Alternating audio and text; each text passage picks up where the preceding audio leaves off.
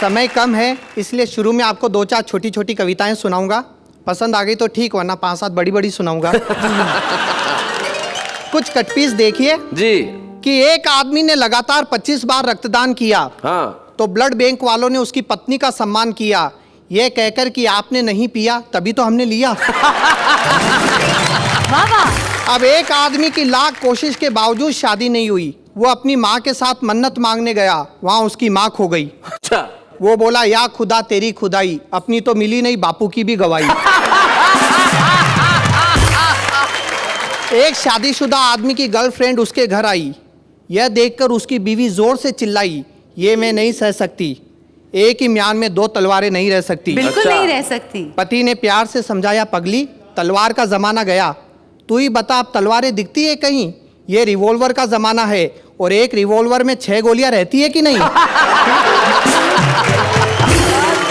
हमारे देश में बेरोजगारी की समस्या इतनी है कि एक 60 साल का आदमी कंपनी में जाकर कहता नौकरी दो। मैनेजर बोला, लेकिन चाचा ये तो आपकी पेंशन की उम्र है। चाचा बोला, तो पेंशन दो। अब एक आदमी बैंक में गया अपना 10,000 का चेक लेकर। कैशियर ने नो बैलेंस का ठप्पा लगाकर वापस कर दिया। वो चिल्लाया, जब बैलेंस नहीं है तो इतना बड़ा बैंक खोलकर क्यों बैठा है? अच्छा शैलेश जी, लोग कहते हैं भारत से भ्रष्टाचार कब समाप्त होगा? जी। मैं कहता हूं कभी नहीं होगा, क्योंकि भारत और भ्रष्टाचार दोनों की राशि एक है। भ्रष्टाचार अब हमारे देश में शिष्टाचार बन चुका है। क्या बात है। एक मंत्री, ठेकेदार और इंजीनियर, इन तीनों ने मिलकर विकास के झूठे चित्र कागज पर बना लिए और हिसाब के फर्जी बिल सरकार को थमा दिए। तभी एक बकरी का बच्चा उस फाइल को खाने लपका, पर अगले ही पल वो उन कागजी बिलों को सूंघ कर चला आया। मंत्री, ठेकेदार और इंजीनियर तीनों ने पूछा, ये क्या हुआ? चपरासी हंसकर बोला, हुजूर जब आपके आंकड़े सरकार के गले नहीं उतर रहे हैं। क्या बात है गौरव, वाह वाह वाह वाह, बहुत अच्छे। सरकारी क्षेत्रों में व्याप्त भ्रष्टाचार पे 4 पंक्तियां है। राज्य कर्मचारियों ने बाढ़ पीड़ितों की सहायतार्थ अपना 1-1 दिन का वेतन दिया। बाढ़ पीड़ितों ने लेने से मना कर दिया। कहा, क्या होता है 1-1 दिन के वेतन से? ये मुफ्त का दिखावा बंद करो, और यदि सच्ची सहानुभूति हो तो 1-1 दिन के वेतन के बजाय अपनी 1-1 दिन की ऊपरी इनकम दो। क्या बात है, वाह वाह वाह वाह वाह, गौरव बहुत बढ़िया। अच्छा शैलेश जी, नेहा जी, जी। हर व्यक्ति की जिंदगी में एक दौर ऐसा आता है जब वो आत्महत्या करने की सोचता है। लेकिन उसके मित्र, उसके रिश्तेदार उसे समझाते हैं और रोक लेते हैं। हाँ। वो लोग बड़े खुशकिस्मत होते हैं। एक बार मेरी जिंदगी में भी एक ऐसा दौर आया, तब एक कविता बनी, झेलिए। स्वागत। कि अपनी जिंदगी से तंग आकर, नित नई परेशानियों से घबराकर एक बार मैंने आत्महत्या का निर्णय लिया। मेरे इस निर्णय का सभी ने स्वागत किया। अच्छा। यहीं से मेरी ट्रेजेडी शुरू हो गई। मुझे रोकने वाला कोई नहीं। स्वागत किया। शैलेश जी ने कहा, तुमने अक्ल से काम लिया है। जी। नेहा जी बोली, ये नेक काम बहुत पहले कर लेना चाहिए था। प्रीतम जी बोले, अब इस थियरी को अमल में लाओ, और इससे पहले कि तुम्हारा विचार बदले तुरंत प्रैक्टिकल पर उतर जाओ। ये मेरे शुभ चिंतक ऐसे ही है। और यहाँ से व्यंग्य देखिए, हमारे देश में मरने के इनडायरेक्ट तरीके कितने हैं। जी। इनडायरेक्ट मरने के तरीके। भीड़ में एक रेल कर्मचारी था, शक्ल से मालगाड़ी की सवारी था। पास आकर बोला, यदि आत्महत्या ही करनी है तो हमारे महकमे की सेवा लीजिए। बस एक बार विदाउट रिजर्वेशन बंबई से पटना तक की यात्रा कीजिए। आगे बढ़ जा, बस किसी तरह जनरल बोगी में चढ़ जा। ट्रेन पटना पहुंच जाएगी, लेकिन बेटा तेरी तो बस खबर ही आएगी। और यदि तेरी किस्मत अच्छी रही तो पटना पहुंचने से पहले ही ये ट्रेन किसी पुल से गिर जाएगी या दूसरी ट्रेन से जा टकराएगी। कब परलोक का टिकट कट गया तुझे पता भी नहीं चलेगा। और तो और मरने के बाद 2 लाख रुपए का मुआवजा भी मिलेगा। क्या बात है, क्या बात है गौरव, बहुत बढ़िया। कि एक चुनाव हारा नेता दौड़कर आया, आकर चिल्लाया, सुना है आपका आत्महत्या का इरादा है, हम आपकी मदद करेंगे, ये हमारा वादा है। वाह। इस देश में कितनी समस्या है, हर समस्या की जड़ जनसंख्या है, इसका एकमात्र इलाज आत्महत्या है। क्या बात है, क्या बात है। लेकिन सामने चुनाव पड़े हैं जिसमें हम भी खड़े हैं, तब तक सब्र करना, हमें वोट देकर मरना। वाह वाह वाह वाह, बहुत बढ़िया गौरव। बस एक बार चुनाव आने दो, हमें मिनिस्टर बन जाने दो, सबकी तकलीफें दूर कर देंगे, एक एक को आत्महत्या के लिए मजबूर कर देंगे। वाह वाह वाह वाह। और कविता का कंक्लूजन देखिए शैलेश जी, कि इस तरह लोगों ने कई बातें बताई, लेकिन मेरी समझ में सिर्फ एक बात आई, इस देश में हर आदमी मरने से डरता है, लेकिन जीने की हसरत में रोज कई बार मरता है। क्या बात है, बहुत बहुत। अधूरी उम्मीदों की व्यथा है, पूरा जीवन कस्तूरी मृग की कथा है, इसी मृग तृष्णा में जी रहे हैं, हम अपने ही आंसू पी रहे हैं। वाह वाह वाह, बहुत बहुत।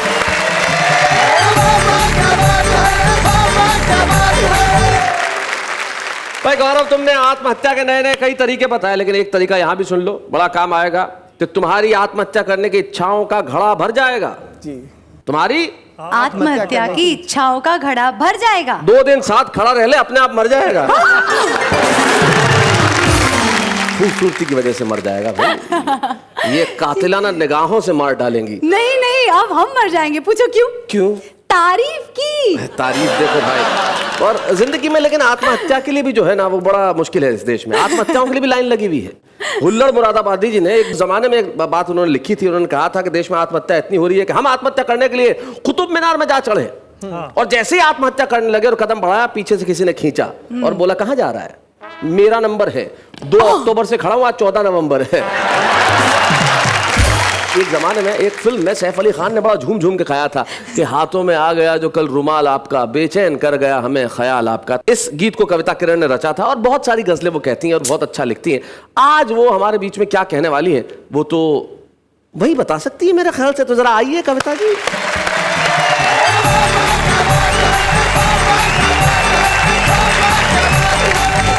शैलेश जी अभी बहुत देर से नेहा जी को और मुझे लेकर कुछ टिप्पणियां कर रहे थे। तो नेहा जी, मैं चाहती हूँ, हम लोग 2 महिलाएं इस मंच पर हैं, तो क्या हमें कूटोगी? नहीं, महिलाओं को कूटने की ज़रूरत नहीं होती, उनकी एक नज़र ही काफ़ी होती है। तो मैं कहना चाहती हूँ कि महिलाओं को कमज़ोर नहीं समझो। हाँ। 4 पंक्तियाँ देती हूँ कि सहमी सहमी भोर नहीं हूँ, कोमल कच्ची डोर नहीं हूँ, कुछ जुमलों से डर जाऊंगी, इतनी भी कमज़ोर नहीं हूँ, इतनी भी कमज़ोर नहीं हूँ। मित्रों, महिलाओं की उम्र हमेशा पुरुष के लिए शोध का विषय रही है। जी जी, शोध मतलब रिसर्च। अक्सर शैलेश जी भी इस बारे में बड़े चिंतित रहते हैं, महिलाओं की उम्र के बारे में। लेकिन जब मुझसे कोई मेरी उम्र पूछता है, तब मैं 2 मिसरे पढ़ती हूँ कि सभी कहते हैं बच्चों की सी है मासूमियत मुझ में, यही बातें किरण मुझको बड़ा होने नहीं देती। वाह वाह वाह वाह वाह वाह वाह वाह। तो मैं एक गीत आपके बीच में रखती हूँ, 16 साल की लड़की का गीत, सुनिएगा। कि अभी अभी जो खेल के आई हाथी घोड़ा पाल की, अभी अभी जो खेल के आई हाथी घोड़ा पाल की, अभी मेरे अंदर है वो लड़की 16 साल की, जिसको भाती बहुत कहानी विक्रम और बेताल। क्या बात है। अभी मेरे अंदर है वो लड़की 16 साल की। और गीत का बंद पढ़ती हूँ। लड़कियों के लिए बहुत ही प्रतिबंध लगाए जाते हैं, तब कहती हूँ जी। कि जिसको खट्टी इमली अमिया खाने से अम्मा रोके, जानबूझ कर जिसको छू कर निकले वासंती झोंके, जिसको खुलकर हंसने पर हरदम दादा दादी टोके, क्या बात है। जिसको दहरी से बाहर जाने के मिलते कम मौके, तन्हाई में ऐसे तड़पे जैसे मछली जाल। क्या बात है। तन्हाई में ऐसे तड़पे जैसे मछली जाल की, अब भी मेरे अंदर है वो लड़की 16 साल की, अब भी मेरे अंदर है वो लड़की 16 साल की। और गीत का बंद देखिएगा। आप में से भी बहुत से लोग ऐसा करते होंगे। मेरे सामने युवा पीढ़ी बैठी है कि जिसको एक दीवाना आधी रातों को खत लिखता है, जिसका फोटो वो हरदम अपने बटुए में रखता है। क्या बात है। भंवरों का दल जिस कली के खिलने का रास्ता तकता है, जिसकी एक झलक को पहरों चांद गगन में जगता है। चौराहों पर चर्चा जिसकी हिरनी जैसी चाल की, अब भी मेरे अंदर है वो लड़की 16 साल की, अब भी मेरे अंदर है वो लड़की 16 साल की। और उसके अंदर क्या क्या परिवर्तन होते हैं देखिएगा। कि जिसकी देह में दीवाली है और आँखों में रंगोली, तितली पकड़े बागों में जो भंवरों के पीछे डोली। बाहर से तो चतुर बने लेकिन है भीतर से भोली। क्या बात? जो बातों ही बातों में अनजाने साजन की क्या बात होली। है? समझ नहीं है अब तक जिसको यौवन के सुरताल वाह की। वाह वाह। अब भी मेरे अंदर है वो लड़की 16 साल की। अब भी मेरे अंदर है वो लड़की 16 साल की। और गीत का अंतिम बंद पढ़ती हूँ और उसके अंदर क्या क्या है देखिएगा। जिसमें थोड़ा तीखापन है और थोड़ा सा भोलापन, आधा बचपन झलके जिसमें और छलके आधा यौवन। जिसके रूप के आगे झुक जाती है शाहों की गर्दन, जिसने खुद को तक तक तोड़ दिए घर के सारे दर्पण। वाह वाह, बहुत अच्छे। कभी अकड़ है पर्वत की तो कभी लचक है डाल की। क्या बात है? कभी अकड़ है पर्वत की तो कभी लचक है डाल की। अब भी मेरे अंदर है वो लड़की 16 साल की। अभी अभी जो खेल की आई हाथी घोड़ा पाल की। अब भी मेरे अंदर है वो लड़की 16 साल की। भाई बहुत बढ़िया, बहुत बढ़िया। इस तरह का निराला गीत पहली बार सुना है। How एक लड़की sweet. के भीतर की जो कोमल भावना है, कभी कभी वो तूफान सी और कभी लचक है डाल की। भाई अद्भुत आपकी पंक्तियां हैं, बहुत बढ़िया, बहुत अच्छा। आपने बहुत बहुत बढ़िया गीत सुनाया। इतना अच्छा गीत सुनाया कि प्रीतम को जख्मी कर दिया। आइए जरा प्रीतम सिंह जख्मी।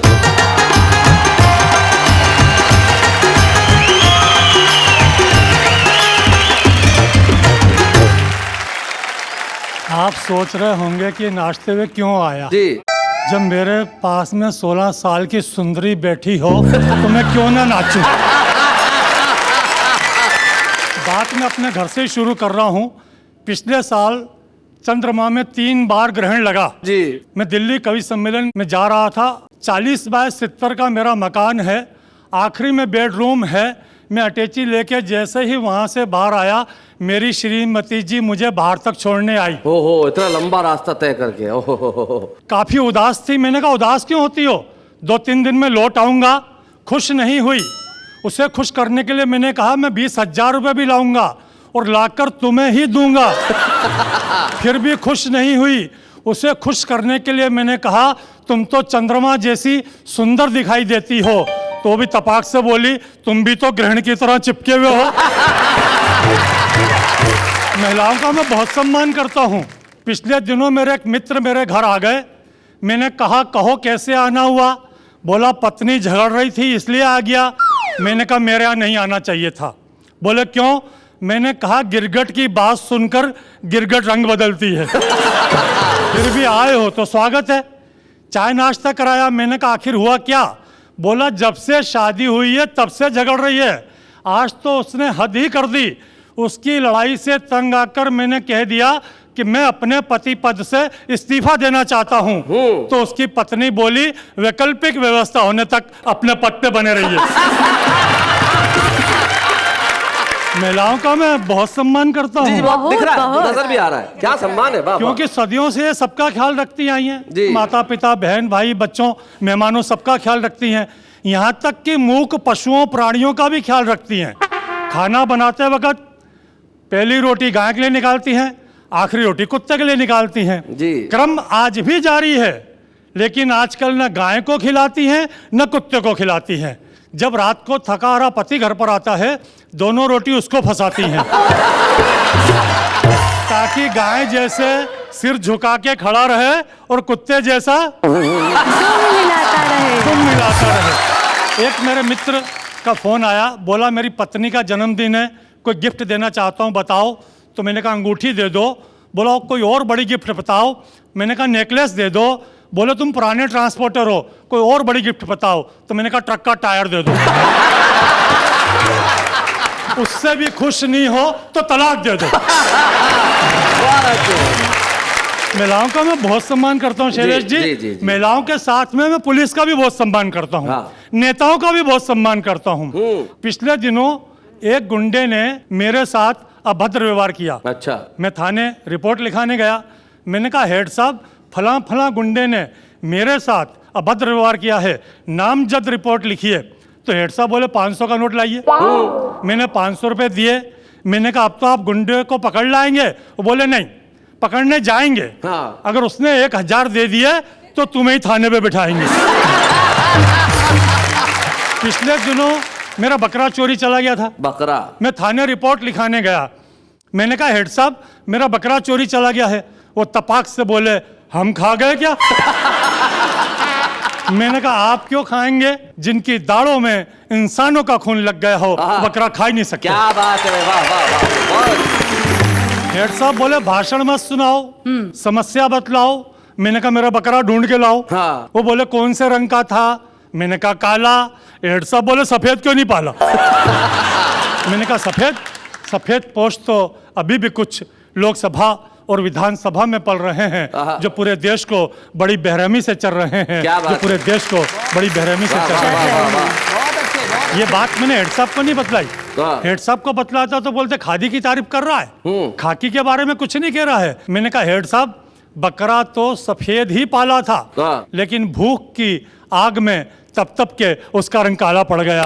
भूख की आग में तप के उसका रंग काला पड़ गया। हेड साहब बोले बकरे की रिपोर्ट लिखाने आए हो या इसके बहाने देश की भूख और गरीबी बताने हमसे हंसी मजाक करते हो? मैंने कहा हंसी के बारे में तो मैंने देश के मन चले नवयुवकों के मुंह से सुना है, जो हंसी वो हंसी। मैंने कहा हेड साहब हंसी और हसीना इस देश से दोनों गायब हैं जब से इस देश में गुंडे सांसद और विधायक हैं। जब से इस देश में गुंडे सांसद और विधायक हैं। हेड साहब रिपोर्ट लिखना टालें, इसके पहले मैंने जेब से 500 के 2 नोट निकाले और हेड साहब की जेब में डाले। मैंने कहा हेड साहब अब तो मेरा बकरा मेरे घर पहुंच जाएगा। बोले हाँ कल बकरा ईद तुम्हारे घर ही मनेगी। और इस शहर से एक बकरा और चोरी गया। ये खबर अखबार में छपेगी, ये खबर अखबार में छपेगी, ये खबर अखबार में।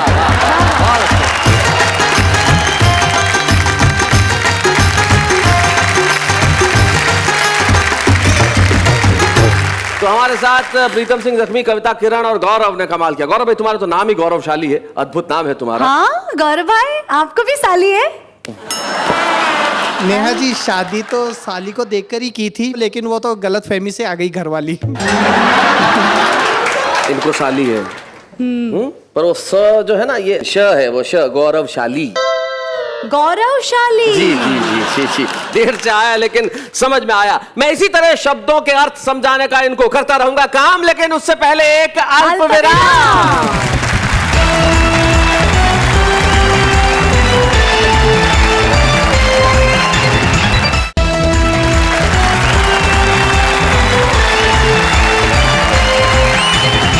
स्वागत है आपका फिर से उस शो में जिसका नाम है वाह वाह क्या बात है। टिपिकल बहुत सारी चीज होती है, जैसे मैं बता रहा था, मसलन लोग हंसते हैं, हमारा शो देख के हंसते हैं, बड़ा टिपिकली हंसते हैं। कैसे? जैसे ऐसे, है ना। और कई लोग ऐसे होते हैं जैसे हंसने पे एहसान कर रहे हो।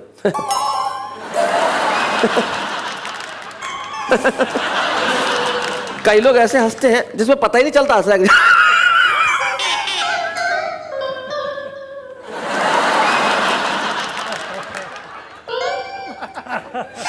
बूम से पीछे मारो। कई लोग हंसते हैं तो ऐसा लगता है जैसे कई मोहल्लों से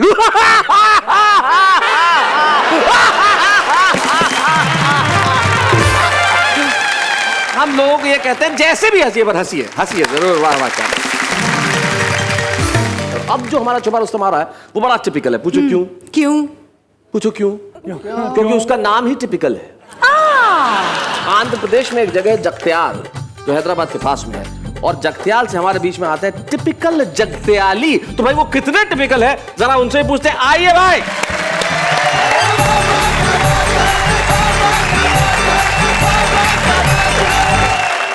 एक मतलब 2-3 शेर मिजाइया गजल के समाप्त करें कि जी। नीचे लुंगी फटी पुरानी है, नीचे लुंगी फटी पुरानी है, उस पे फूलों की शेरवानी है। और नाम तो शेर खान है उनका, नाम तो शेर खान है उनका, शक्लो सूरत मगर जनानी है। कितना मेकअप करोगी तुम बेगम, ये इधर ये इधर। कितना मेकअप करोगी तुम बेगम, ये हवेली बहुत पुरानी है।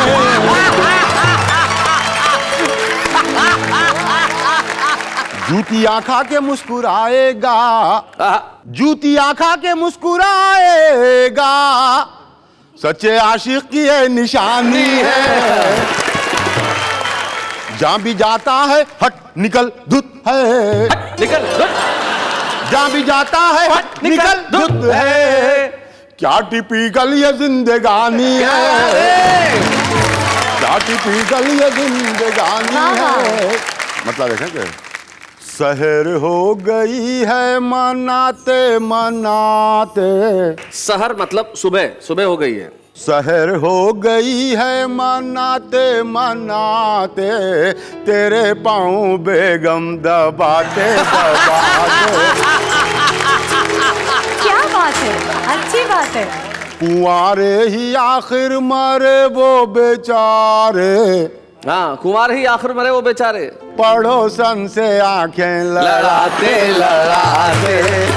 गजब हो गया एक सीटी बजाना, गजब हो गया एक सीटी बजाना, इधर घुस गए वो उधर जाते जाते, इधर घुस गए वो उधर जाते जाते। टिपिकल के चाले हैं कैसे टिपिकल, ओहो, टिपिकल की आदत है कैसी टिपिकल, हंसा भी रहा है रुलाते रुलाते, हंसा भी रहा है रुलाते रुलाते। क्या बात है। शहर हो गई है मनाते मनाते, तेरे पाँव बेगम दबाते दबाते, तेरे पाँव बेगम दबाते दबाते।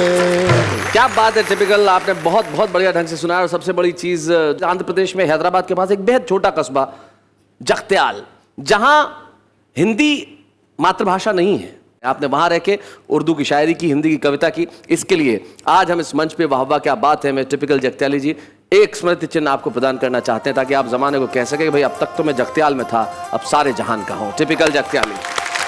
बच्चे हैं या बूढ़े हैं, नर है या नारी है, हंसी देने वालों के सब ही आभारी है। कविता सुनाने वाले अब सबके साथ है। बाबा क्या बात है, बाबा क्या बात है। आप जानते हैं कि बाबा क्या बात है कि मंच पे हम सदैव एक ऐसे कवि को सम्मानित करते हैं जिसने हिंदी कवि सम्मेलनों में हिंदी कविता के प्रति और हास्य के प्रति अपना बहुत बड़ा योगदान दिया। श्याम ज्वालामुखी जी न सिर्फ हिंदी कवि सम्मेलनों के एक बहुत बहुत कमाल के हास्य कवि थे, बल्कि जब वाहवा एक जमाने में वाहवा में होस्ट किया करता था आज से कई वर्ष पहले, वो वाहवा में आए और उन्होंने कई बार इतनी खूबसूरत कविताएं पढ़ी कि लोग कहते थे भाई क्या बात है। और श्याम ज्वालामुखी जी के कविता पढ़ने का जो टिपिकल अंदाज था, नई पीढ़ी के लोगों को मैं बताना चाहता हूं कि जिस वक्त वो वाहवा में आते थे किस टिपिकल अंदाज में लोगों को हंसाते थे। देखते हैं जरा। कवि सम्मेलन कुछ विलंब से शुरू हुआ, मुझे कोई गम नहीं है।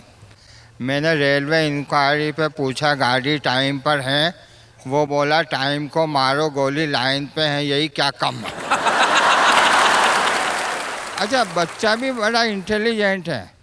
मैंने पूछ लिया कि ये लादेन के फ़ोटो पे 200 करोड़ का इनाम है, ये पकड़ में आएगा या नहीं आएगा। तो बच्चा बोला पकड़ना था तो जब फ़ोटो खिंचाने आया तभी पकड़ लेते।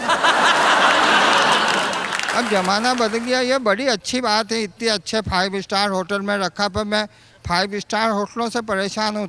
जेब से चवन्नी गिर गई, सोचा उठाऊंगा तो लोग समझेंगे चवन्नी छाप है। एक वेटर ने उठाकर दी, उसे 20 रुपये टिप देनी पड़ी।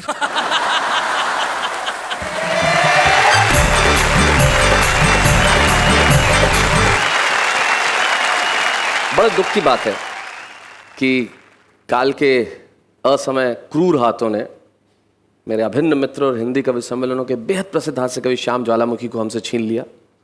दुख की बात यह है कि शायद अब हम श्याम जी की कविता उनके मुंह से नहीं सुन पाएंगे, लेकिन खुशी की बात यह है कि श्याम ज्वालामुखी का पुत्र गौरव आज इस मंच पे उपस्थित है और हम चाहते हैं कि वो श्याम जी की कुछ पंक्तियां हमारे बीच में जरूर सुनाए। गौरव शब्द। मेरे पिताजी की खासियत थी, छोटी छोटी कविताएं लिखते थे जिसमें बहुत बड़ा मीनिंग होता था, आप जानते सर जी। तो जिंदगी की फिलोसॉफी पे उन्होंने 4 पंक्तियां लिखी थी, मैं सुनाता हूँ कि जिंदगी सांप सीढ़ी का खेल है, वाह। पर कितना बेमेल है, क्या कर सकते हैं हम और आप, यहाँ तो सीढ़ी उसी के लिए है जो है सांप। वाह वाह वाह वाह वाह, बहुत अच्छा। चोर तिजोरी ले गया और तिजोरी मालिक खुश, कहता है चाबी तो मेरे पास है। पड़ोसी देशों ने भारत की जमीन दबा ली और भारत खुश, कहता है नक्शे में तो अपने पास है। भाई वाह वाह वाह वाह, बहुत अच्छा, बहुत बढ़िया। पहुंच गए हम भी नेतागिरी के इंटरव्यू की क्यू में। प्रश्न था, क्या तुमने कभी किसी अंधे भिखारी की कटोरी में चवन्नी डालकर अट्ठन्नी उठाई है? हमने कहा नहीं। वे बोले, क्या खाक नेतागिरी निभाओगे? जब एक अंधे भिखारी को बेवकूफ नहीं बना सके तो 100 करोड़ लोगों को कैसे बेवकूफ बनाओगे? क्या बात है भाई, बहुत अच्छा, बहुत अच्छा। कि एक हीरो का अंतिम समय आया तो यमराज उसे लेने आया। हीरो ने समझदारी से काम लिया, अपने डुप्लीकेट को आगे कर दिया। यमराज ने डुप्लीकेट को एक तरफ किया, हीरो की कॉलर पकड़ी और कहा, बेटा हीरो, तुझे लेने आया हूं, तुझे लेकर ही जाऊंगा, तू बचकर कहां जा रहा है? तेरे डुप्लीकेट को तो लेने, वो देख मेरा डुप्लीकेट आ रहा है। क्या बात, बहुत बहुत धन्यवाद गौरव यहाँ आने के लिए और श्याम भाई की कविताएं सुनाने के लिए। श्याम भाई अगर इस दुनिया में होते तो निश्चित तौर पे वो प्रथम कुछ नामों में से होते जिनका वाह वाह क्या बात है कि मंच पे सम्मान किया जाता, लेकिन श्याम ज्वालामुखी हमारी स्मृतियों में जिंदा है, वाह वाह की स्मृतियों में जिंदा है और हम चाहते हैं कि मरणोपरांत आज हम श्याम ज्वालामुखी जी को इस मंच पे सम्मानित करें और उसके लिए हम गौरव के साथ बुला रहे हैं शारदा भाभी। बच्चे हैं या बूढ़े हैं, नर है या नारी है, हंसी देने वालों के सब ही आभारी है, कविता सुनाने वाले अब सबके साथ है। क्या बात है, क्या बात है। शारदा भाभी बहुत बहुत शुक्रिया सबसे पहले तो यहाँ आने के लिए। Thank you. क्या कैसा महसूस कर रही हैं इस वक्त आप? बहुत अच्छा महसूस कर रही हूँ। उनकी कोई एक खास कविता जो आपको याद आती हो या कोई बात याद आती है कभी? बातें तो बहुत है लेकिन अभी कह नहीं पा रही है। हर बात वो हास्य में ही करते थे, घर में भी बहुत अच्छा लगता था जी। और न तो सर उदास रहते थे, न उदास किसी को रहने देते थे घर में जी। हास्य उनके नेचर में था, उनके स्वभाव में था। मैं जानता हूँ उनकी एक बहुत टिपिकल आदत थी, अपने दोस्तों के लिए वो हमेशा समय निकालते। मैं जानता हूँ आपकी आंखों में जो आंसू है जी। लेकिन सर आपने पूछा कि मम्मी की जो सबसे खास कविता उनकी कौन सी थी, वो हास्य की बड़ी अच्छी कविता है 4 पंक्तियों की कि भारत में एकता की बातें सभी करते हैं, लेकिन एकता यहाँ आती कब है कि 4 अमेरिकन साथ साथ चल देते उधर जिधर डॉलर का पेड़ खड़ा हो, 4 अंग्रेज साथ साथ चल देते उधर राष्ट्र पर संकट यदि कोई बड़ा हो, पर 4 इंडियन एक साथ एक दिशा में तभी चलते हैं जब 4 कंधों पर 5वां पड़ा हो। लेकिन भाभी मैं आपसे ये जानना चाहूंगा उनकी कोई बात जो आपको बहुत पसंद थी? बात तो हर बात पसंद थी, वो हास्य में ही बात करते थे और हास्य में ही बोलते थे। ये उनका खास टिपिकल अंदाज होता था बोलने का, वो ऐसे कहा करते शैलेश भाई। हाँ बुलाते थे, ऐसे ही बुलाते थे, अरे सुनती हो इधर आओ। फिर 2 टुक हास्य का बोलते थे, उसके बाद में चाय का कुछ भी बात कहते थे, बाद में कहते थे, तो मेरे को हंसी आ जाती थी। श्याम ज्वालामुखी का सेंस ऑफ ह्यूमर अद्भुत था और मैं जानता हूँ श्याम जी का एक टिपिकल अंदाज था, वो एक अंदाज में बात करते। तो अगर आज वो इस वक्त होते तो मुझे लगता है वो कहते भाई शैलेश ये जो तूने ये दिया है ये तो ठीक है, लेकिन अगर इसके साथ साथ चेक भी कुछ बढ़वा देता तो सम्मान अच्छा होता। श्याम जी कायनात में जहां भी है, आइए हम मिलकर करें उन्हें प्रणाम, लेकिन इस वक्त एक अल्प विराम।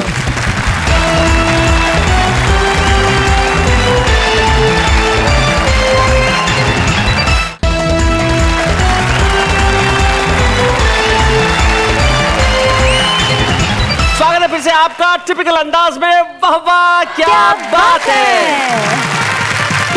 मैं हमारे कवि मित्र कहते हैं कि वो बहुत बढ़िया कविताएं लिखते हैं, लेकिन आपको इस गलतफहमी में नहीं रहना चाहिए। इस देश का हर आदमी कवि है। हाँ। और हर आदमी अपने अंदाज में कविता लिखता है। पूछिए कैसे? कैसे? ऐसे। रिक्वेस्ट है तुमसे रिफ्यूज मत करना, फ्रेंडशिप के इस बल्ब को फ्यूज मत करना, हम दोस्त हैं तुम्हारे कंफ्यूज मत करना, बस हमारी जगह किसी और को चूज मत करना। वो बेवफा है तो क्या हुआ, मत बुरा कहो उसे। वो बेवफा है तो क्या हुआ, मत बुरा कहो उसे। तुम मेरे साथ सेट हो जाओ, दफा करो उसे। दिल के अरमा आंसुओं में बह गए, हम जिस गली में थे उस गली में रह गए। इजहार मोहब्बत के वक्त बिजली चली गई, जो बात उनसे कहनी थी उनकी मम्मी से कह गए।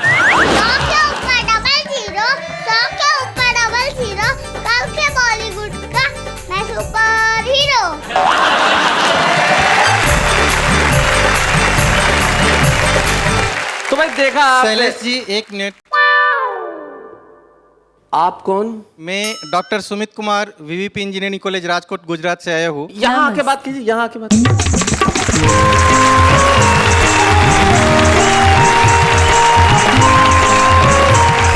शैलेश जी आप क्या समझते हैं कि सिर्फ कैमरे के अंदर ही कवि होते हैं? कैमरे के बाहर भी कवि हो सकते हैं, और इंजीनियरिंग कॉलेज का प्रोफेसर भी कविता कर सकता है, हाथ से कविता कर सकता है। कैसे? मैं टेक्नोलॉजी में पीएचडी हूँ, मैं भी हाथ से कविता लिखता हूँ। अगर आप आज्ञा दे तो मैं कुछ सामने प्रस्तुत करूँ। भाई क्या बोलते हैं, सुना है? आपको एक कविता सुना रहा हूँ जो खास वाह वाह क्या बात है के ऊपर लिखी गई है। जी। वाह वाह क्या बात है का आजकल सभी स्कूल कॉलेजों में ऐसा असर है कि सारे छात्र और सारे जो शिक्षक हैं वो भी कवि बनने का प्रयास कर रहे हैं। हम देख ही रहे हैं। तो कविता का शीर्षक है वाह वाह क्या बात है का असर। जी। वाह वाह क्या बात है का ऐसा धमाल है, शिक्षकों का पढ़ाना और छात्रों का पढ़ना अब मुहाल है। अच्छा, बहुत अच्छे। सब के सब कवि बनने का ख्वाब बुन रहे हैं। हाँ। शिक्षकों की कविता को छात्र और छात्रों की कविता को शिक्षक सुन रहे हैं। भाई बहुत अच्छे, बहुत बढ़िया। एक दिन मेरे कॉलेज के किसी क्लासरूम से आती हुई शोर को सुनकर प्रिंसिपल साहब आ धमके। अच्छा। और आते ही बुरी तरह से बमके और पूछा, पढ़ाई के नाम पर यहाँ क्या चल रहा है? हर छात्र का मन क्यों इतना मचल रहा है? शिक्षक कुछ बोलते इससे पहले एक छात्र ने अपना मुंह खोला और धीरे से बोला, सर के अंदर से फूट रहा है कविता का भाव। वाह वाह क्या बात है, लगातार देखने का है ये प्रभाव। सर अपनी नई रचना को प्रस्तुत कर आबाद हो रहे थे और हम लोगों की कोई गलती नहीं, हम लोग तो बस खुलकर सर को दाद दे रहे थे। जी।